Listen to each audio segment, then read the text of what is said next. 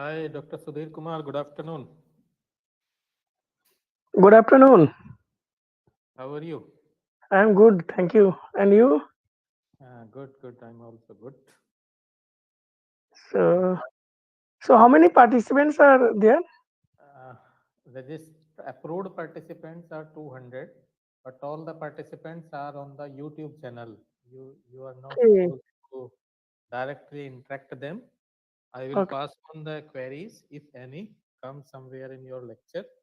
Then I will okay. pass on to you in the end of the session. Oh, Okay, that's great. okay. It is 1:30 right now. Can I proceed?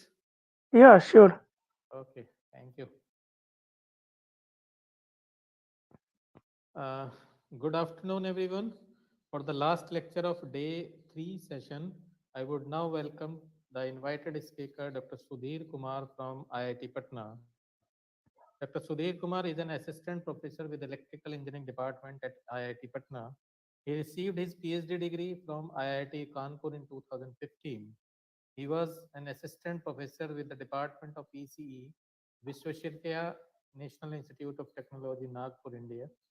He has worked as a scientist with TCS Research, Calcutta, and an Erasmus Mundus Fellow with the Department of Computer Science, University of Oxford, UK. He published more than 45 research articles in prestigious journals and conference proceedings and executed two sponsored projects from Government of India. His broad research interests include wireless sensor networks and Internet of Things. Dr. Kumar is a recipient of several awards and fellowships, such as Best Teacher Award in UG Teaching from the Electrical Engineering Department, the CSIR and SERB International Travel Grants, the National Award from LNT ISTE for having guided the best MTech thesis, second prize, the SERB Indo-US Postdoctoral Fellow, the India EU Namaste Fellowship, the TCS Research Fellowship, the MHRD Fellowship, the IEEE ICC Student Travel Grants Award, and the ComsNet Travel Grant. He has guided several BTech and MTech projects which won the national awards. With this, I invite and request to Dr. Kumar to start the session. Yeah, thank you very much for the nice introduction. So now I would like to share my screen. Yeah. Yes.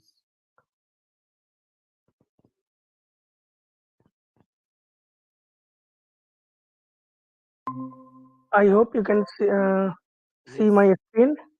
Your screen is visible. Now please go ahead.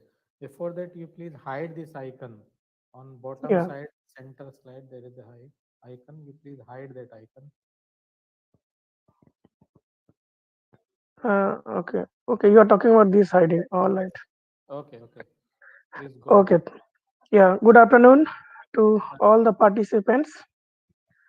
Today, I am going to discuss the IoT protocol and especially the LoRaWAN, the long range protocol, that is the full form, the expanded form of the LoRa. And this protocol is widely used, especially for the smart city application, because in the smart city application, the range is long, means the area is wide, and we need to communicate the sensor data. Maybe let's say if you are doing the pollution monitoring, so it could be the all the amount of carbon dioxide, carbon monoxide, and so on. So we need to transmit this data to the long range. Okay, and that is the reason why the LoRaWAN protocol or LoRa also is suitable for this smart city application. Sorry for interrupting you. Please, Dr. Sudhir Kumar, make it full screen or slideshow. Okay, Okay. in that case I may not able to write it, but But wherever writing will be required, then you can make it in yeah, full. I'm just seeing the option. I think you are taking directly PDFs, not Yeah, PDF. it's the PDF. So Okay, okay. just a minute, let me open it.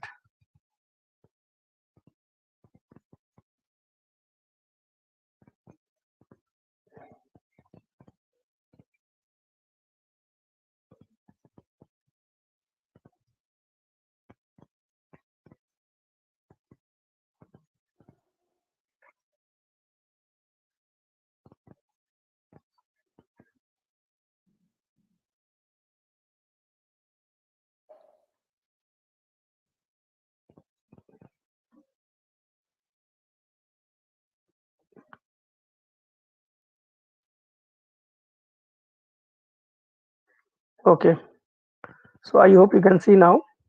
No, no, screen is not visible. Oh, Your present mode, I think. okay, it gone automatically. So Yes. I have to enable once again. I think you can see it. Yes. Hide sharing.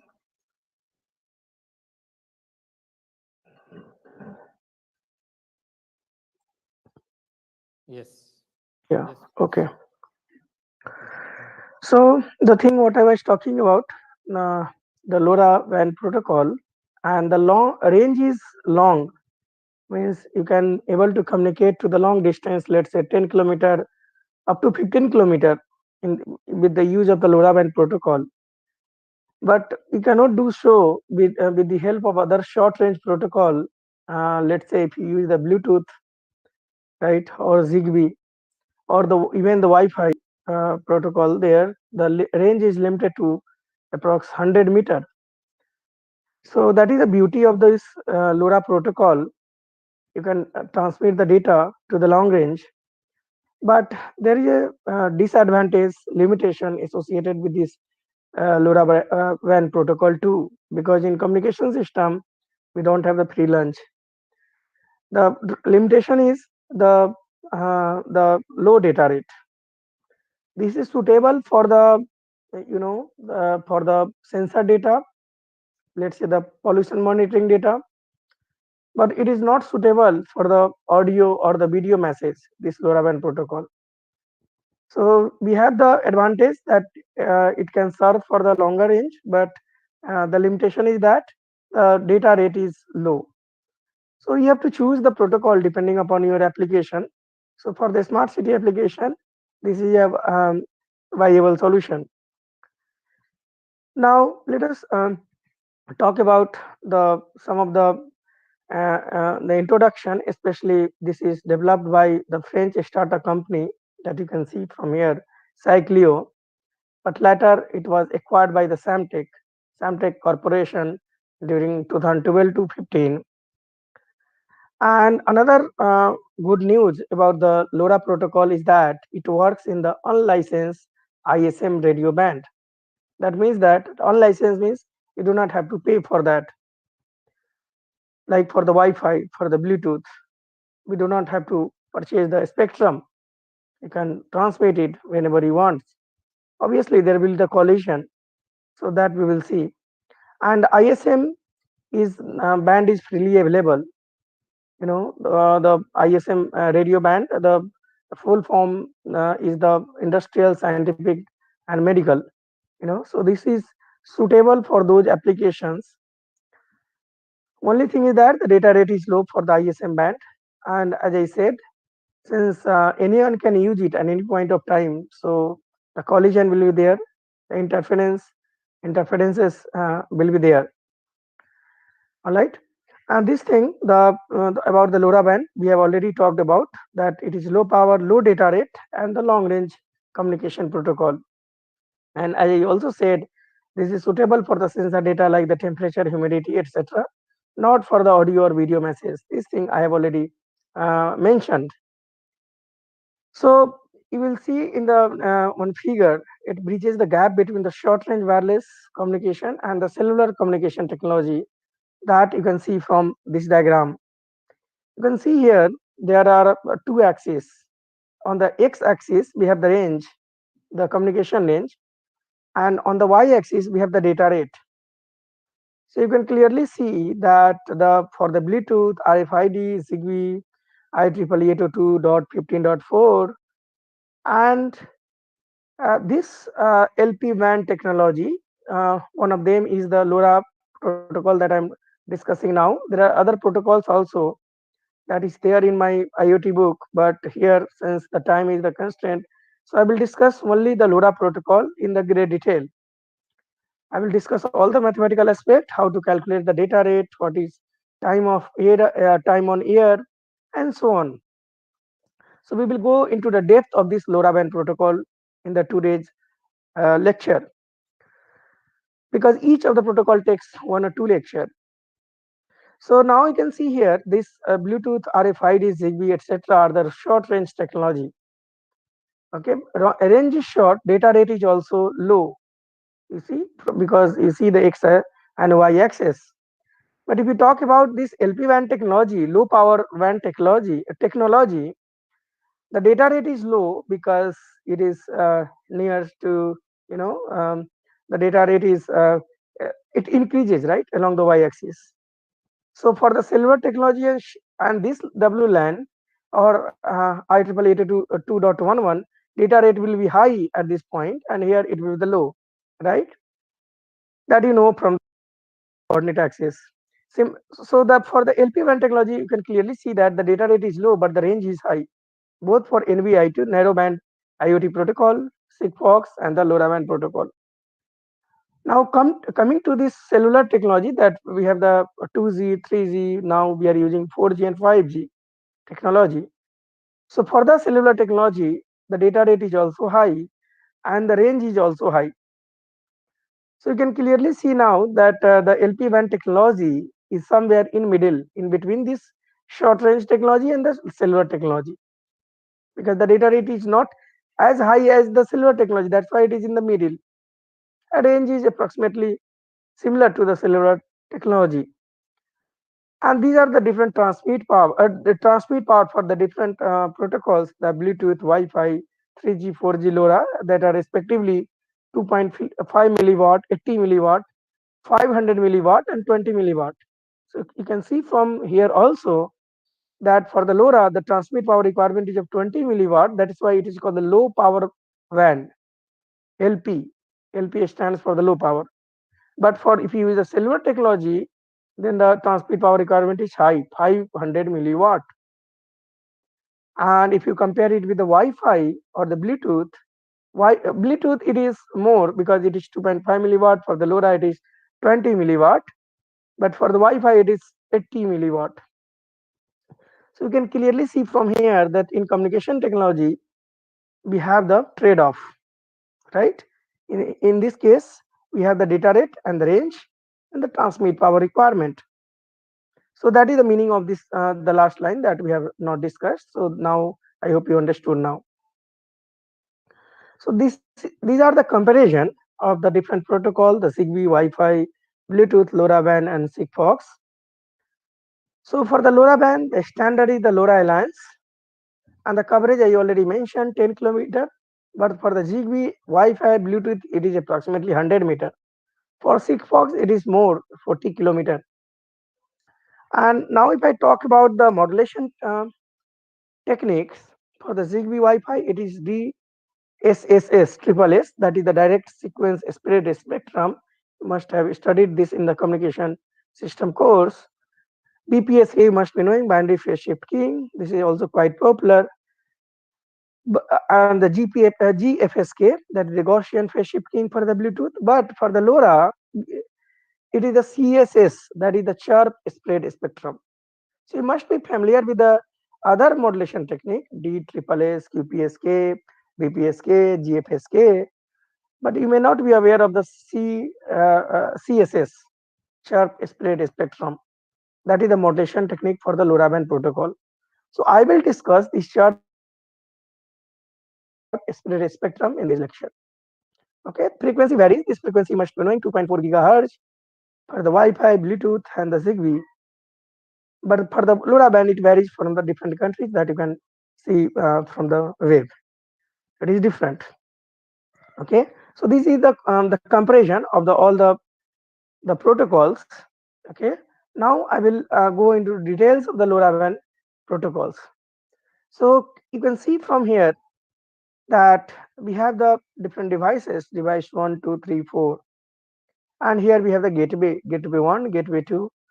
So you can see from here that the gateway connects to the different devices. That means that one gateway can connect multiple devices, and also particular device, let's say the device 3 connects to gateway 1 and gateway 2. Now I might be wondering what is the use of the gateway. So you must be knowing in the wireless sensor network or Internet of Things, the devices are resource constrained. That means that you cannot able to communicate to the long range directly. You cannot do the communication using the single hop. Rather, you have to do the multiple hop communication, multi-hop communication. That means that you cannot send the data from the device to destination directly. Rather, with the help of the gateway, this data you will send to the gateway will further send to the other gateway, and so on and so forth. It is like the relay, and you will get the data at the destination. Okay, so that means that the gateway increases the range of the network. Okay, it is similar to the it is the letter box at the different part of the city. Just I'm taking the analogy. Device, different devices, gateway 1 and gateway 2 like the post office, and the network server will be the main post office of the particular city. Okay, similar to that, on the destination it will go to the network server gateway, and again you can able to communicate to the device. Okay, so here if you see the protocols between the gateway and the device, we use the LoRaWAN physical layer. LoRaWAN is coming into the picture, and the gateway we have the LoRaWAN MAC layer, medium access control protocol, right? And between the network server and the gateway, and between application server and network server, we have the IP transport and IP tunnel. That means that network server is at the IP network layer. So here we use the Ethernet between the application server and network server. LAN, you can say in roughly, right? Most powerful LAN is the Ethernet. You may be knowing it. And here we have the net between the network server and the gateway. You can communicate via the silver technology, Wi-Fi, or the Ethernet. That is called the backhaul network. And the encryption between the application server and device is provided by the AES, Advanced Encryption Standard. Okay, and finally at the application side, that will be where the user interface would be there. So there we have the user application, and between the user application and the application server, a different protocol, application layer protocol, MQTT, REST, HTTP, etc. Okay, so I will not go into details of each of the protocol because this take few lectures, few weeks to cover everything. But rather, I will focus on the LoRaWAN protocol because that is the important protocol for the maybe suitable for the smart city application. So this thing I have already discussed. This end node, the data will be received by the multiple gateway, and this thing I have discussed already. Now, if you see the devices, there are three types of devices in the LoRaWAN. So far, I have discussed about the architecture. There are three types of devices. One is class A, class B, and class C. A means all. A means all. That's why the name is A, class A. B means beacon. That's why the main name is here B. That is over here also, right? B is the B is of the beacon, A is of the all, and finally you have here the class C, that is the continuous. I will explain one by one what is the meaning of continuous, beacon, and the all. All means the device here, the class A can act like the class B and class C also. Okay, that means that class A acts like the universal device. So if you see the energy efficiency for the class A, it is the maximum, and for the class C, it is the minimum energy efficiency. Means class A is most efficient as compared to the class B and class C. Now, if I talk about the latency, the delay, you must be knowing it. For the class C, it is minimum, but for the class A, it is the maximum. So in the class A, what is happening? Whenever you want to do the uplink transmission means from the end node to the gateway. Then this is the window for the uplink transmission. For the downlink transmission from the gateway to the node device, you can see from here. Here, uplink means from the device to gateway. Downlink means from the gateway to device. So for the class A, you can see that we will have one receive window open, and after that there will be two downlink communication link or the window will be open for the downlink. Okay, and the communication is bidirectional for the all class A, class B, and class C. And class A is the battery powered. Okay, battery powered, and the class C will be the main powered. Main powered means it will be connected to the main powered main powered supply. Okay, so here if you see that since it is the battery power, that is why the energy, it is the most energy efficient. But the class C is the least energy efficient because it connects to the main power supply. Okay, so there will be a delay here for the to receive window. If you want to receive first, you will do the downlink uplink transmission, then followed by the two downlink communication after receive delay 1 and receive delay 2 respectively, because x axis is our time. But if I look at the class B, here you can see that it is like the class A only. We have the class A, and then the two windows are open, receive windows are open, but in between, but these are in between two beacons, two time synchronized beacons. Okay, and that is why here we have, this is called the beacon period, and the name is called the beacon, class B beacon.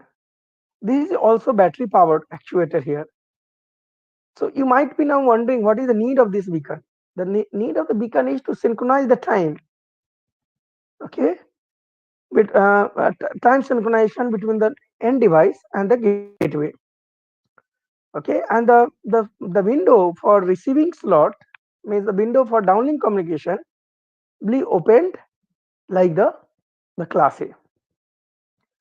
Now, if I talk about the class C also is like class A only. If you see here, but the thing is that here you can continuously receive at any point of time. Receiver can receive till next uplink transmission. What is the meaning of this? This is the next uplink transmission window. Like here, this is the first one. This is the next one. So before that, at any point of time, you can do the uplink transmission. That means that it is continuous in nature, and that is why this type of class is called the continuous, and from there the word C is originated, has been originated. So there are three types of, in short, there are three types of devices in the LoRaWAN protocol: class A, class B, and class C, and you will use the devices based on your requirement, whether you want to have the minimum latency. In that case, the energy will be consumption will be maximum if you use the class C, but on the other hand, if you use the class A, two extreme cases, then it will be the maximum energy efficient, but the latency will be more. Okay, because you have to wait for the downlink transmission, downlink communication. All right. Now I will discuss about the radio propagation model. So you must be knowing from the wireless communication or from the communication system course that there will be loss, free space loss, even though there is no obstacles, there is no obstacles like the building, trees, etc. between the source and destination. So if there is no obstruction, then you can do the direct communication between the source and destination, transmitter and receiver. That is called the free loss. But still loss will be there because of the distance. You know that the received power will be inversely proportional to the transmitted power. Okay, so here this is the loss that is inversely proportional. In the normal scale, in the dB scale, you will get 32 point some factor, some constant, that is a factor plus 20 log d. Okay, so the loss is the linearly related with the logarithmic of the distance. Okay, from here you can see. Okay, so now here you can see that the d is the distance between the transmitter and receiver. Here it is in the kilometer, and f is the frequency in the megahertz. So if I take the example, let's say that d is equal to 100 meter between the transmitter and receiver, and f is equal to 869 megahertz. So if we put all those values in this equation, this is the d is in the kilometer here in the unit. So it will become 100 into 10 to the minus 3, that will become 0.1 and 869 megahertz. Oh, sorry, here 869, here I wrote 868, so you can correct it, 868. So if we now calculate overall loss, it will be equal to 71.22 dB. Okay, this is the loss, right? Between the transmitter and receiver is the distance is 100 meter and the frequency is 69 megahertz. Now let us talk about the link budget. What is in the link budget? First, I will talk about RSSI. What is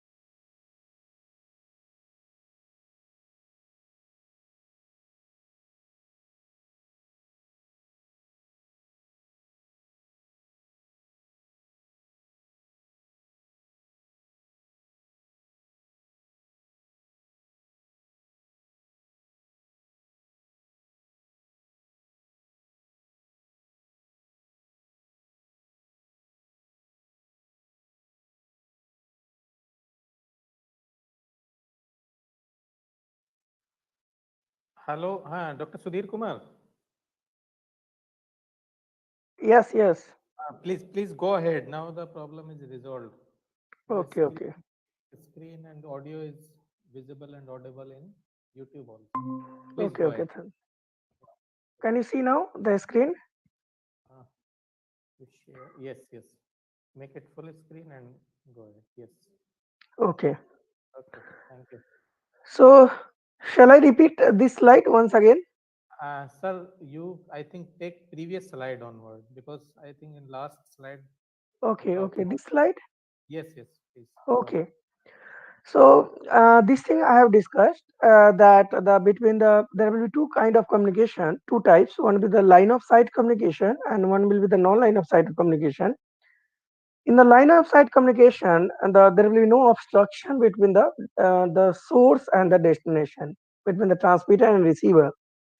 But still, even though you do the line of sight communication, there will be the loss, right? One loss, one factor could be the distance, because the you know that the received power is inversely proportional to um, the distance.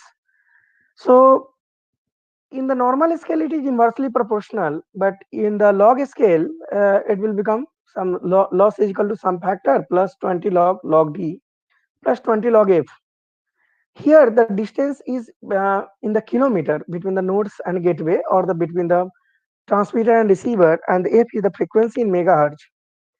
Okay, and this factor it will arise because of the gain of the gain of the antenna, transmit antenna, gain of the received antenna, aperture, and so on. So that thing is just clubbed into this single factor 32.45. Now, if you take the dish equal to, let's say, 100 meter between the device and the gateway, and this frequency, let's say 869. When you put this all this value in this equation one, you will see that distance has to be in kilometers, so you have to divide by 1000. So it becomes 0.1, and similarly it becomes 869, or you can write 869 here. So then in that case, the loss will be equal to 71.22 dB. That is much is the loss between the node and the gateway. If the distance is 100 meter and the frequency is 869 megahertz. Now we have the loss, we have the idea of the loss. Now we will calculate the RSSI, that is the received signal strength indicator, that is the sum of the transmitted powers plus all gains and the losses, all losses. Right? Losses could be the due to the distance, it will be the loss due to the wall, furniture, tree, building, etc. Okay, so how much is the net transmitted power? That is actually the RSSI at the receiver. So when you open your mobile, when you see your mobile phone in the setting, you can see that you will receive power, let's say minus 90 dBm, something like that, due to the access point with which your mobile phone is connected, or even you can measure the RSSI because of the cellular base station. Okay, now obviously this RSSI should be greater than the receiver sensitivity. What is receiver sensitivity? It is the minimum received power that a receiver can detect. For the moment, if I take the receiver sensitivity to be minus 95 dBm, then your RSSI must be greater than minus 95 dBm, means it should be minus 94, minus 93, and so on, because it is lower. Sorry, it is more than the minus 95 dBm. So you will detect it as a signal. But on the other hand, if your RSSI itself is minus 100 dBm or minus 99 dBm, that means that that is lower than the receiver sensitivity, and in that case you will not able to detect that RSSI, and that will be treated as the noise. Okay, so the link margin, that is the difference between the RSSI, that is the actual RSSI that you will receive, net transmitted power, net received power at the receiver, and the receiver sensitivity. So for instance, if I take RSSI to be minus 70 dBm, that is more than minus 95, that means that this will act like the signal, desired signal. Okay, desired is actually the power. So the link margin will be minus 75 minus 95. minus of minus 95. So overall you will get 25 dBm. And if you convert to the normal scale, it will become 316 milliwatt.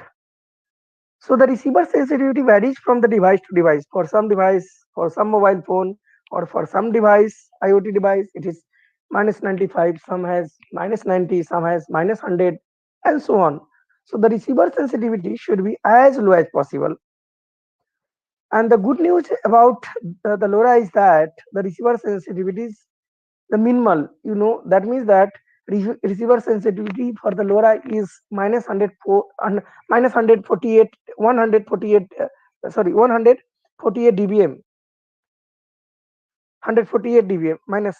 So this receiver sensitivity is minimal as compared to other protocol, and that means that you can able to detect even though your RSSI, let's say minus 100 146 or 147, still you can able to detect it. Okay, so here you got the more uh, the margin. You can get the large window. You can go as low as minus 148 dBm, and this has happened because of the chirp spread spectrum modulation technique.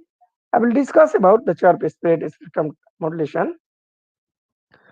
Okay, now what is the maximum link budget? The maximum link budget is the difference of the transmitted power and receiver sensitivity. Let's say the transmitted power is 30 dBm and the receiver sensitivity for the LoRa band protocol is minus 148 dBm. So the difference will be 178 dBm. That is the maximum link budget. That much is available to you. You can expand accordingly, right? So the maximum link budget is the difference between the transmitted power and receiver sensitivity, while the link margin is the difference between RSSI, actual RSSI at the receiver, and the receiver sensitivity. Okay, that is the difference. Moving on. So as per the SameTech data sheet 1276, there are different SNR threshold. So what is SNR? You can see that the difference of RSSI and the noise power in dBA scale. For the LoRa, this the working SNR, the SNR is minus 20 dBm to 10 dBm. If you are in this region, you can able to operate it. Obviously, if you are more than 10 dBm, you can obviously work with that. But if it is less than minus 20 dBm, let's say minus 30 dBm, it may not able to work with that because the noise power will be dominating, will dominate as compared to the signal power. Okay, if you go more and more towards the negative.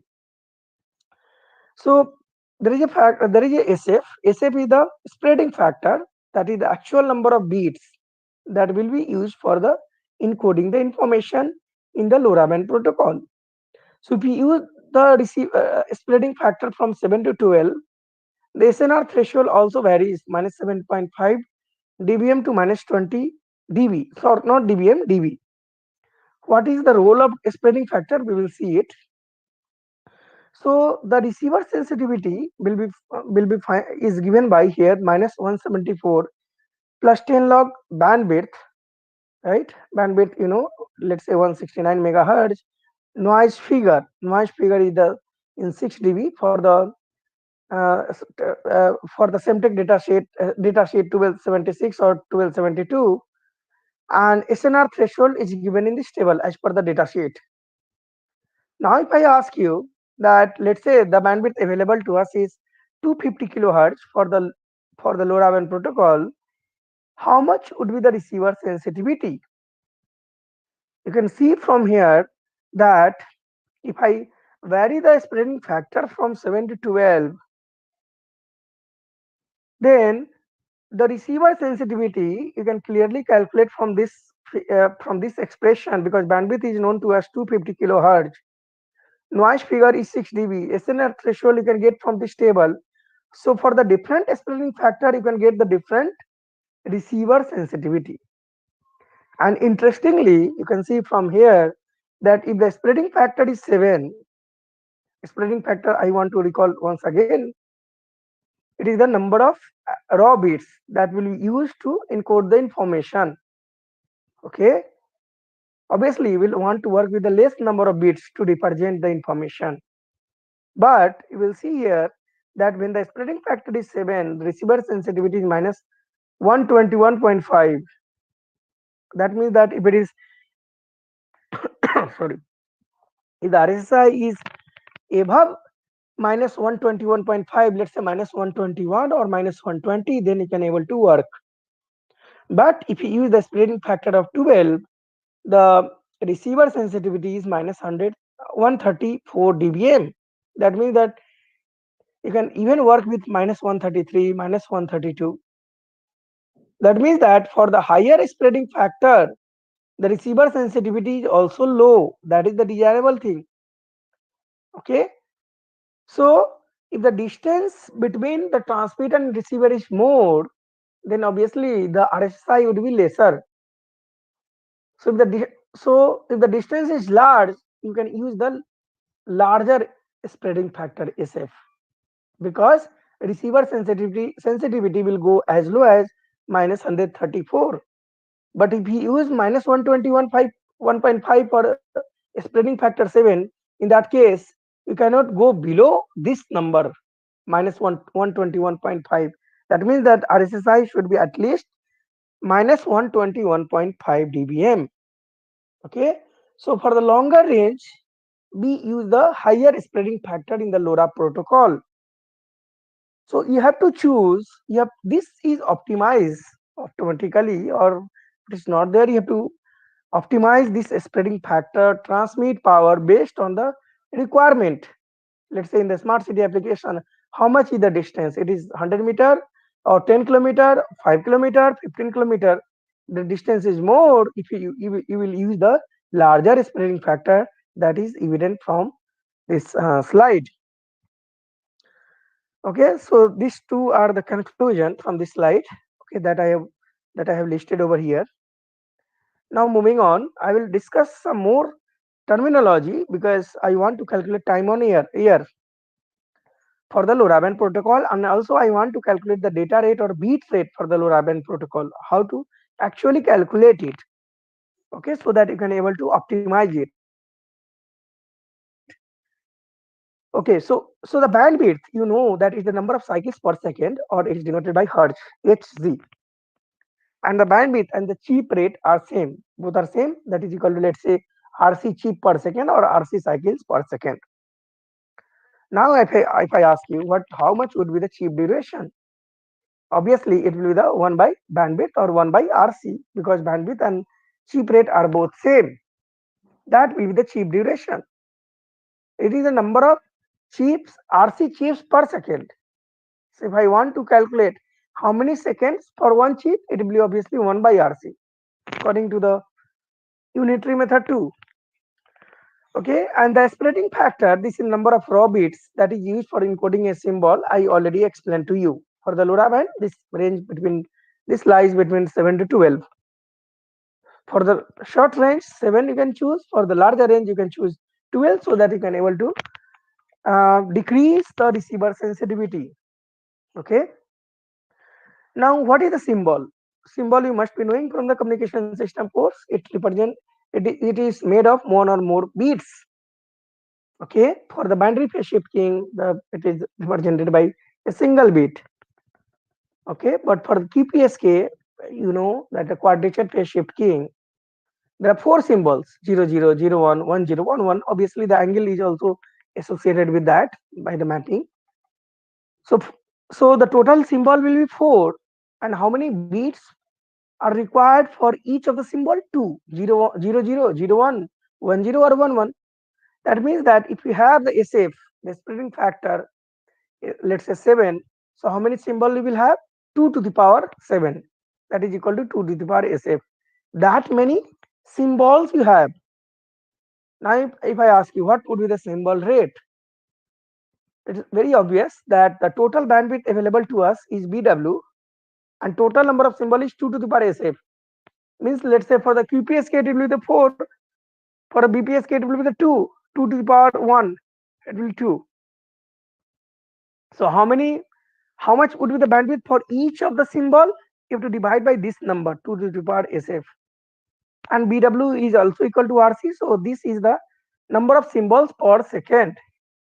That will be our symbol rate. Okay. Now, because the unit by also can check, the unit of RC is 1 by second, so 1 by second, and the unit of these two SF is symbols, number number of total symbols. Okay. Now, what will be the symbol duration? Symbol duration will be symbol rate. If you know, then if you just take the reciprocal of that, that will give you the that symbol duration. So in this case, it will be 2 to the power SA by RC or BW. That will be second. Second will go in numerator. So that will be the duration of the symbol, each symbol. This is the symbol rate means number of symbols per second. Okay, so why I am discussing all this? Because this terminology will be useful in calculating the data rate of the LoRaWAN protocol. We have to optimize the data rate according to your application. So if you know the mathematical modeling, mathematical expression can optimize it, right? So that's why I'm going into the depth of this LoRaWAN protocol. So here, how much would be the data rate or bit rate? Number of symbol rate, you know, number of symbols per second, and you know that each symbol is made of multiple bits. So you have to multiply with number of bits per symbol so that the unit will become symbol into number of bits. That means that the unit becomes bits per second, BPS. So the number of bits per symbol is SF, that you already know from here, and the number of symbol rate is BW by 2 to the power SF. That's what I have told over here. BW by 2 to the power SF into, we have to multiply by one more factor. What is that factor? The code rate. What is code rate? It is the actual number of bits which carry the information, and that is given by 4 by 4 plus CR. 4 by 4 plus CR. CR is the coding rate. That means that all the bits may not able to usable for carrying the information. Some bit will be only for the data correction, sorry, not data correction, error detection and error correction. That is called CRC, cyclic redundancy check. So let's say out of 8 bits, you carry only 6 bits for carrying the information, to redundant bit for error detection and correction purpose. So this is the factor you have to multiply with to get the actual data rate. Okay, 4 by 4 plus CR, and CR will also vary from 1 to 4. Okay, so from here we will calculate it uh, for the different CR. So let us take one example to understand this. Let us calculate the data rate for this LoRaWAN protocol for the specific case.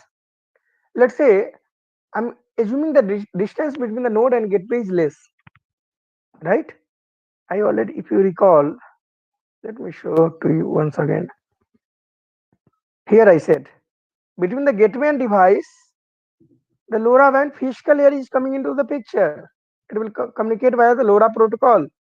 It is the star network. Means star means it is like a LAN, and you can take the multiple lines out, and you can connect the different terminals or different system computer. So that is the advantage of a star network, that even though one line fails, one device fails, it will not affect the other device. So here you can see that we have the LoRaWAN protocol between the gateway and device. After that, gateway and network server, you can use the Ethernet or the cellular technology. But I am talking about this communication between the gateway and device. Okay.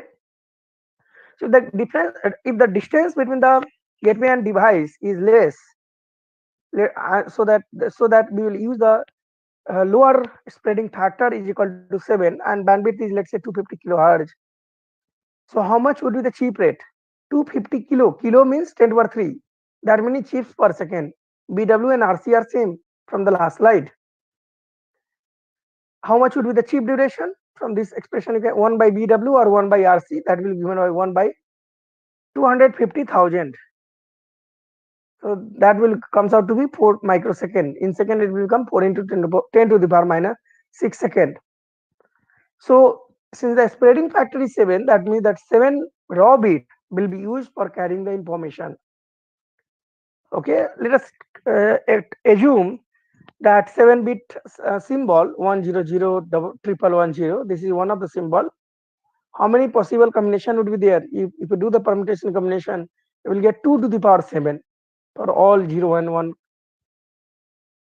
So the total number of symbol will be 2 to the power 7, which is equal to 128 2 to the power 7.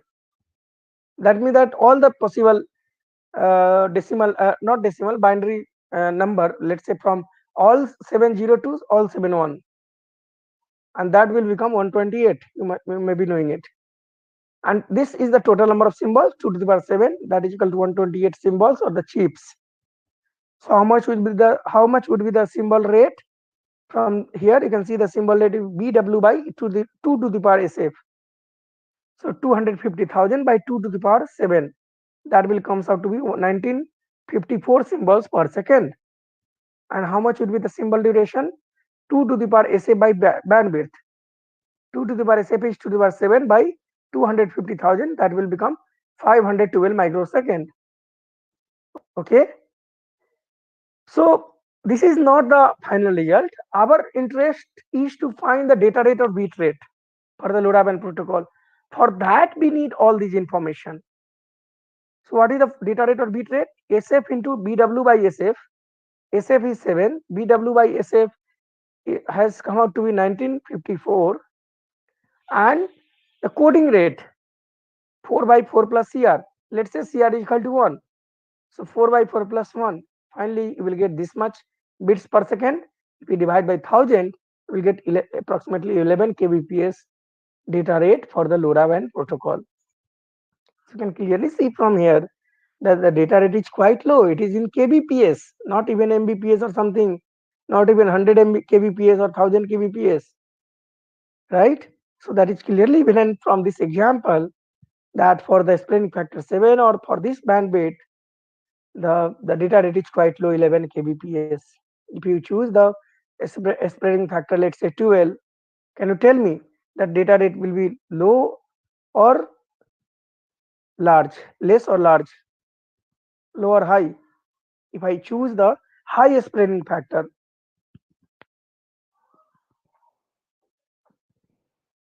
you please look at this expression. This will this will tell us the answer. Obviously, from here, if the spreading factor is large, for let's say the distance between the end node and the device and the gateway is, let's say, 1 kilometer or 5 kilometer. So the SF will be more. Let's say SF is equal to 10, because you know that SF will vary from 7 to 12. So if you choose the larger SF, so 2 to the power SF will dominate as compared to the SF which is in numerator. That means that overall, since denominator 2 to the power SF is dominating as compared to SF, the coding data rate or the bit rate will decrease. So you are getting a lot of inferences from this expression, mathematical expression of the data rate for the LoRa protocol. Okay, so you have to optimize actually this SF based on the application. So those are the remarks that I made over here, that the symbol duration decreases as the bandwidth increases. Why? You can see from here symbol duration. What is symbol duration? 2 to the power SA by bandwidth. Bandwidth, if you increase, symbol duration will decrease. Okay. Similarly, you can see that the symbol duration increases because symbol duration and not both are symbol duration, but here when you increase the SF, symbol duration will also increase. When you increase the symbol duration, you can see from here symbol duration 2 to the power SF, that is in the numerator. So if you increase the SF, spreading factor means the number of bits, raw bits to represent the information, then the symbol duration will also increase. That means that it will take more time in the year. So how to calculate the time on year? That we will calculate in the next slide.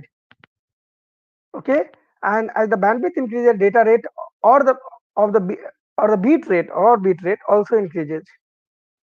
Okay, so because here you can see that this thing I have already explained, that if SF increases, the data rate decreases. But if the bandwidth increases, obviously the data rate should also increase. It's not a surprising result. Okay. And this is the just the last comment that if you increase the SA by 1, symbol duration gets doubled. Why is it like that? See symbol duration 2 to the power SA by BW. So let's say SF is 7. Now we made 2 SF to 8. Increment by 1 more. So it become 2 to the power 8. That means that 2 to the power 7 into 2 to the power 7. That means that it is getting twice. It is getting doubled actually symbol duration. So these are some of the comments that will be helpful for understanding, helpful for optimization purpose. These are the important pointers. Now, if I see the header structure for the load event protocol, we have the preamble, we have the payload. Okay, preamble, and here we have the header. It is optional, not present for the implicit header mode. Here we have header is made of payload length, CR, CRC, okay, code rate, and the cyclic redundancy check. And here also we have the payload CRC. This structure will be useful, and this is as per the standard. This the of the header structure for the LoRaWAN protocol. So if I want to calculate the time of error, why time of error is important? Time of error will tell you that how much time you need to send a packet from the source to destination, from the transmitter to receiver. Okay, so it's very obvious if the distance is more, time of error will be also more, TOA, because it will take more time on the air. Okay, and if the distance is more, spreading factor will be also more, because receiver sensitivity has to be low. This thing we have already discussed. So if I calculate the TOA, time of air, it will be the T preamble in second plus T payload. T preamble plus T payload, because this is optional. Okay, so from here you can see that T preamble, that is given by N preamble plus 4.25 TS. TS you know already, 2 to the power SA by BW, we have already calculated it. And T payload will be equal to N payload into TS. TS we have already calculated before. What is N payload? The size of the payload, size of the data, actual information. Okay, because in the message there will be both information as well as the header and all redundant bits also. And this is the expression for the N payload. So you know now that in order to calculate TOA, we have everything available to us. T preamble, that is equal to N preamble plus 4.25 TS. And N preamble is 8 symbols for U 868 megahertz. European Union, for this, for the European Union, and this is the frequency for the Europe. Okay, 868 megahertz. Okay, and here max is the max and CL are the operator, maximum and ceiling operator. Maximum and the ceiling, maximum means max. If I write max of 5,0 or 5,2, then the output will be 5, because that is the maximum. And ceiling, you must be knowing, if the ceiling is of 4.25, so output of the ceiling operator of 4.25 will be 5, because that is the ceiling, right? For floor function you will get 4, you may be knowing it. And the PL, you can see here that PL, because N payload you will substitute over here. So the, and TS you already know, so we will calculate a T payload, and when you substitute over here T payload, you will finally get TOA, time of air. How much time it will take on the air when you transmit. So the PL here is the packet length, and the unit will be number of bytes. SF you already know, spreading factor. CRC, the cyclic redundancy check, 1 if it is enabled, default for the LoRaWAN, 0 if it is disabled. It will help you, CRC, in finding out whether the information bit has been corrupted or not. You must, the CRC bit is calculated from the information bit only. So there is an algorithm for that also in the communication network course, even in the information theory and coding. Okay, and the coding rate you already know, that varies from 1 to 4. By default, it is 1 for the LoRaWAN. IH, I have already discussed. It is the implicit header, it is 0. if the header is enabled for the LoRaWAN, 1 if it is disabled. Okay, and the D is the data rate optimization. It is 1 for the low data rate that you have to optimize. Okay, for the bandwidth 125 kilohertz and spreading factor it becomes greater than 11. What is the meaning of that? The spreading factor become more than 11. That means the distance is between the gateway and node is increasing. So the distance is increasing, you have to optimize the data rate. The data rate you can make it low by optimizing the other parameters. So that you have to choose the D whether you want to have the optimization. If you don't want to have any optimization, you can fix it. But the beauty of the LoRaWAN is that here we have the flexibility because here we will have the adaptive data rate. So if the distance is low, data rate will be high. If the distance is large, the data rate will be low. So we will have the adaptive scenario, okay, more flexible scenario, and you can adaptively vary based on your requirement. Okay, always the smart city may not be in 10 kilometer, it may be in 5 kilometer by 5 kilometer also, or 1 kilometer by 1 kilometer area also. Okay, so depending upon your application, you can choose it. So let us take the same example that we have discussed before, took before, same value, SF7 bandwidth 250 kilohertz. So same value I am taking once again. Payload size, number of information bytes, we are assuming to be 10 here. So the TS we have already calculated 2 to the power 7 by 250, 100,000 because it is kilo, so you have to multiply by 1000. I'm just putting everything into the standard form. So this is the TS symbol duration, right? And if I calculate the T preamble, so the T preamble here is given by the N preamble plus 4.25 TS. This you already know. N preamble is given by 8 given by 8 is 8 TS we have calculated just now 0.512 millisecond. We will get T preamble. Now what we have to calculate here? T preamble we have calculated. Now we have to calculate T payload. In order to calculate T payload, we need to know the value TS and payload. TS we have just calculated 0.512 millisecond. N payload you have to calculate from this expression. So here you have to just substitute all the values. PL 10 bytes, SF7, 28 as it is, CRC is enabled 1, IH is 0, D is 0, and because here you can see the D is equal to 1 for the low data rate. 0 means high data rate. Why high data rate? Because SF is equal to 7, low spreading factor.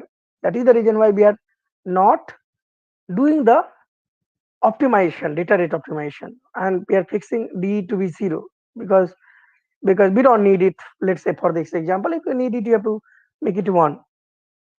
So if you simplify everything, you will get something 28 N payload.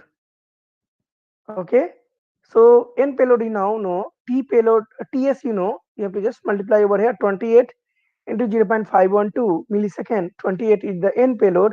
Finally, this is the amount of time of here for this spreading factor 7, bandwidth 250 kilohertz, payload 10 by this much amount of time it will take in the LoRaWAN protocol to send the data, to send the packet from the device to the gateway.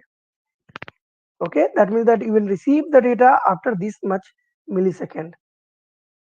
Okay, so this thing I already discussed. If the distance is larger, SF you may choose larger, or if the interference is higher or the signal is weaker, in that case also you will choose the higher SF. That means that higher SF means we have to represent the information with more number of bits for the larger distance or for the weaker signal or the larger interference when we have the significant interference, right?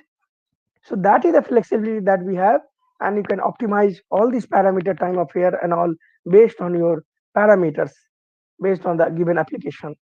Now let us discuss about the significance of the coding rate. As I said before, the coding rate, this code rate is given by 4 by 4 plus CR. CR will vary from 1 to 4. So what is the coding efficiency? The proportion of bit which carry the original information. Okay, So if I choose, let's say SF is equal to 8, that is the number of transmitted bits, raw bits, if you recall. So how much would be the this CR will be equal to I think some calculation mistake is there. Spreading factor 8, number of transmitted bits are 8. Okay. Oh no. Number of transmitted bits are 4, and the coding rate is given to us. Let's 4 by 5. Okay. So how many number of bits means CR is equal to 1, because you see 4 by CR, people also call it as a coding rate. CR is also coding rate. Actually, CR is the coding rate, and 4 by 4 plus CR is the fractional value of the CR. Okay. So the fraction. So if you choose the CR is equal to 1 here, so it will become 4 by 4 plus 1, 4 by 5. Okay, not the CR, if this the fraction 4 by 4 plus CR. So this is the 4 by 5, the coding rate. This will become how much? 80%, right? 80%. So 80%, and total number of raw bit is 8. So 8 into 80%, how much you will get? You will get 8 into 0.08, and that will comes out to be 6.4. That means that out of 8 raw bits, only 6.4 bits will be used to carry the information. Okay, 6.4 bit. Rest will be used for the error detection and correction purpose. Okay, so that's what I have told over here, that we added redundant bits to the transmitted data, because as I already said, this will protect the original bits from the channel error and restore it. That will come under the topic of error detection and correction. I'm not getting into this how to do this, but in short I can tell you that you have to calculate the CRC bit based on the given information. There is an algorithm for that. By dividing, you have to do the modulo 2 division, and on the receiver side you have to divide by the same CRC, and if you are getting some remainder, that means that the error some information is corrupted, some bits of the information is corrupted. If the remainder is 0, then there is no bit which gone corrupted. So if some bit gone corrupted, in that case, once you detect those bits, you have to correct it. Some heuristic is there, so I'm not going into the details of that. Although here you can see that the 6.4 bit does not make sense, because number of bits cannot be fraction, right? It will be 6 bit or 7 bit. So in that case, you can approximate to this 7 bit or 6 bit, right? Okay, that is the significance of the coding rate in the data rate for the LoRaWAN protocol. How it matters? Okay. Now I will discuss about the LoRaWAN modulation. That is the last thing to be discussed. So here, as I said, here we use the SSS, that is the spread spectrum technique. Here, you know that there is inverse relation between the time and frequency. The signal cannot be both time limited and the band limited. That means that this property may be from the time scaling property of the Fourier transform. Okay, x of at is, for x of at, what is the Fourier transform? 1 by mod a x of omega by a. Okay, and why Fourier transform is important, you may be knowing it for seeing the spectrum. So you can clearly see here that if you do the time compression, it will become the frequency expansion, and vice versa. Okay, so here we will compress in time and expand in the frequency domain. Okay, if you expand in the time, it will become compressed in the frequency domain, because vice versa is also true. So here we use a technique called chirp spread spectrum. Okay, here in modulation, you may be knowing it. How do we do it? We have the message signal and we have the carrier signal. Okay, so we change the characteristics of the carrier signal according to the message signal. That is called the modulation. Okay, So let's say if I use the amplitude modulation, then it will change the amplitude of the carrier signal according to the message signal. That means that if the amplitude of the message signal is more, amplitude of the modulated carrier signal will be also more. If it is less, that will be also less. Similar to that, we have the frequency modulation, we have the phase modulation. Means some characteristics of the carrier, either the amplitude, phase, carrier, etc., will change according to the message signal. In the chirp spread spectrum, our carrier signal is the linear frequency chirp. Wideband linear frequency chirp. Wideband means I already told it will be expanded in the frequency domain, but it will be compressed in the time domain. Okay, and the chirp, it is as I said, it is compressed in the time domain. So it is the compressed high intensity radar pulse.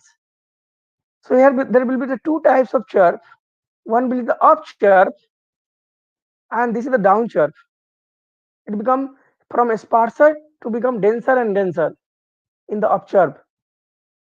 In the time domain, you see, it is the compressed one. Now in the down chirp, frequency decreases with the time.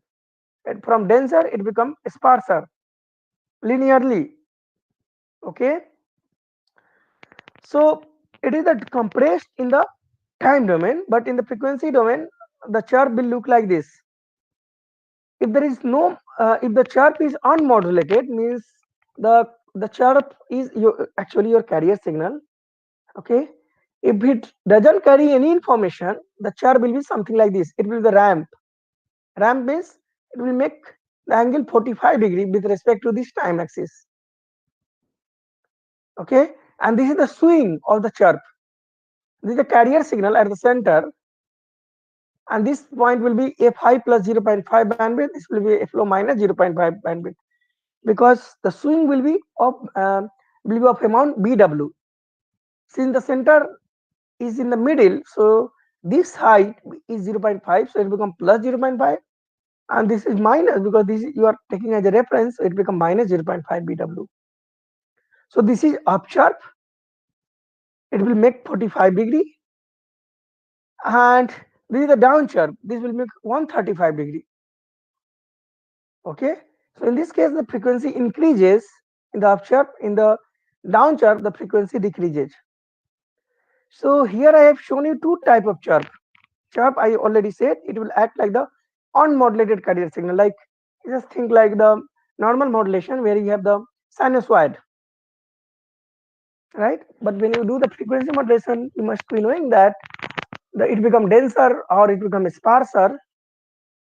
Earlier the frequency was uniform, fixed, constant for the sinusoid, for the carrier signal, but after modulation it will change.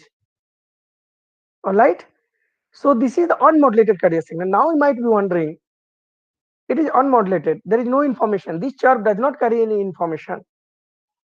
But on the other hand, if you tell that if I give you some information, some data to modulate this chirp, how will that look like? I'm taking a specific example now, once again, to make you understand.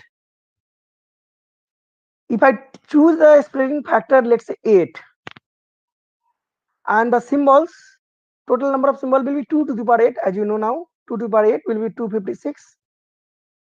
So what will be the value of the information? It will be from 0 to 128, sorry, 0 to 256, right? 255, 0 to 255, because you are starting from 0, not from 1. And you are representing each of these decimal value by 8 bits. So 0 in decimal, it is 0, that you will represent with all 8 number of zeros in binary. You can represent with all 1 for 255 in decimal. And for 128 in decimal, you will represent by 170 followed by 7 zeros. Okay. Now I will take the information that to be modulated is 78. Okay, 78 means 1000110. You may be knowing how to do this binary to decimal, decimal to binary conversion. I assume that you know it. So if I have the information, let's say 0, that means that there is no information. That means that your, and if I using the up chirp, so chirp is still like the same 45-degree angle. It will be starting from this point, ending at this corner diagonally. So it's there. That means that if you see this kind of chirp, that means that there is no information on this chirp because this is the original chirp. There is no modulation. But if I give you the information, let's say 128, 128 is the half of this 256, the total swing, total possible range, maximum range. So if it is 78, sorry, 128, then instead of starting from 0, you will start from middle, one half, because total this height is 256 for this example, 0 to 256. If it is in middle, you will start from middle, it will go only half because chirp makes 45-degree angle from the time axis. So since you have done only half chirp, where is the rest chirp? Again you will start from the middle and you will reach to the same point, right? So this is the modulated chirp. And what is the information? Since it is starting in the middle, ending here, again at the middle point it is starting, ending here, so that it comes back to the origin. That means that it is, you can say that okay, this chirp is the modulated one, modulated chirp, and it carries the information 128. Now I will take the third example where the decimal data to be encoded is modulated is 78. So where will be the 78? 0, this is 0, this is 256, middle one is 128. So based on proportional basis, you may say that let's say this point is 78. So this chirp, the length will be longer. Here it is half because the information to be modulated was 128, it was middle. But here it is 78, so this will be longer and this will be shorter. So again in the same way, it start here, it will end here, not in now in middle because information is 78. Okay, and again it will start from here and come back here like the chirp, it complete a cycle. So this is now the modulated chirp with information 78. Now there are two terms that I have mentioned, that I have used. One is cheap, other is chirp. If you recall, both are two different things. So don't interchange it. Okay, don't think that okay, this is the mistake. Here if you see, I already shown the number of chips per second, 2 to the power sf. Okay, that is the chip. And what is the chirp? Chirp I have shown over here. It is the compressed high intensity radar pulse. Frequency increases or decreases according to the whether it is the up chirp or the down chirp. Okay, so it's not a mistake, chirp and chip. And this thing I have already discussed, that this is the good news about the LoRaWAN protocol. Here we have the flexibility. Here the data rate can adaptively vary. You have everything, all the expression with you. You can optimize it. Like I already told, that if the spreading factor is high, time of year will be also high because number of bits to representative information is high. So since the number of bits itself is high to representative information and information, time of year obviously will be higher. If time of year will be higher, data rate will be lower. You already know. If data rate will be lower, the battery power will be expended more. Okay, so you have to optimize this area, that flexibility is there in the network server. If you want this facility to be enabled, you have to set in the flag from and that you will send from the end node to the network server, and then network server will do all this optimization, this adaptive data rate in the LoRaWAN depending upon the given application. Okay, these are the references that you can look at if you want to have a more detail on it. Okay, with this I will stop here. Thank you very much. Thanks for your patience.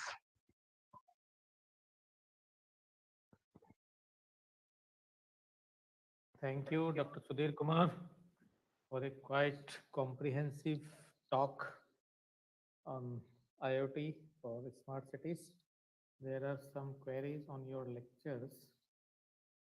Uh, let me Yes. start from. Okay. How interference issues are taken care in LoRaWAN? The interference issue will be taken by changing the SF, the spreading factor. So as I said, if the distance is larger or the signal is weaker or interference is more, in that case you have to choose the larger SF. Larger SF means you have to represent the information with more number of bits. So obviously the data rate becomes lower if the interference is more. Okay. Uh, how LoRaWAN can be used for long range communication?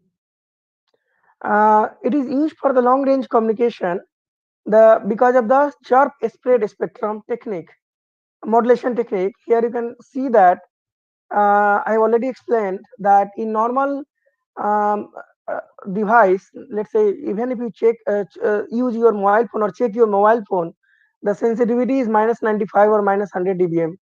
But in the LoRa, the receiver sensitivity is as low as minus 148 dBm. That means that even the distance is large, even though you are receiving the weaker signal in the normal mobile phone, it will be detected as noise, but in the LoRaWAN protocol, it will be detected as a signal if it is more than minus 148 dBm. So it is happening because of the receiver sensitivity that is quite low for the LoRaWAN protocol. Okay. Thank you. Thank you, Dr. Sudhir Kumar, for accepting our invitation first and for delivering a quite informative session. Uh, With this Thank you one, very much for we are on the behalf of organizing committee are thankful of you and see you on the valedictory session 2 at 3:30 p.m. on 15th January 2021. If possible, please do join us again on 15th January in that valedictory session. yeah, sure. Thank you very much for inviting me. First thing, and the second one, I want to congratulate you because you and your department, your institute for organizing the FDP on the recent topic, and also you received the grant from the this ATAL Academy by because your proposal must have been accepted. That's why you got it. So I must congratulate you on Thank you. getting the funding support from the ATAL Academy, and it's nice to see that you and your organization is quite active in organizing such Yes, session cooperation. and on the recent topics. And with this, I hope all the participants will get benefited. Okay, thank you. Thank you, Dr. Sudhir. Bye. Okay. Okay, have a Goodbye. nice day. Now, thank you to all the participants for your cooperation, for being with us today in all the session. And we apologize for the internet interruption for a couple of, I think, 5 minutes. And within time, it was resolved. And now we will meet you again tomorrow's morning session at 9:30 a.m. Have a good day. Bye. Okay. Goodbye.